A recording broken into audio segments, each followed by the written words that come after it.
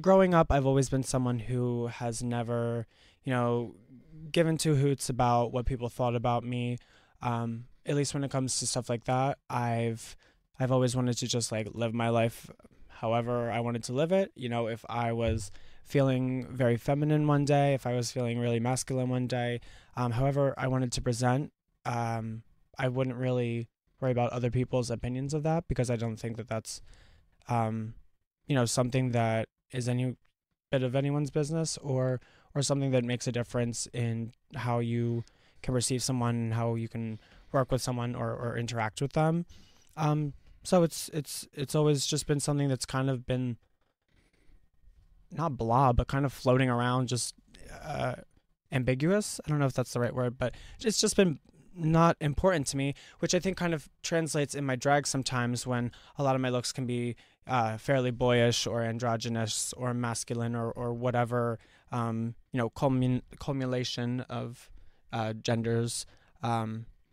It's never been so specific to me to, I've got to have the hourglass figure and the big hair, because that's what women have, and I have to have caterpillars crawling on my eyes because women have that.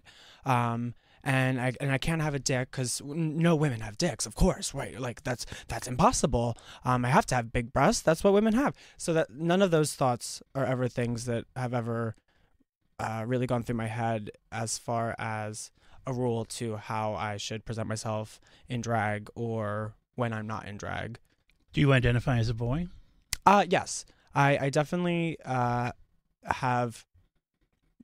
Thought and I've had 22 years. That's not a lot, but it's enough, I think, to really think about gender and my life.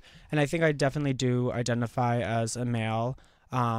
There's lots of times in my life where, that's the thing. It's like, yes, but then, some days I'll wear, a masculine version of a dress out, or I'll wear a heel. But then at the same time in my head, I'm like, well, what is a dress and a heel? That's not feminine, or is it? Like for me, I don't care. So I don't think traditionally, I guess I am more boy, with some, femininity flourished in there. But in my head, those two aren't,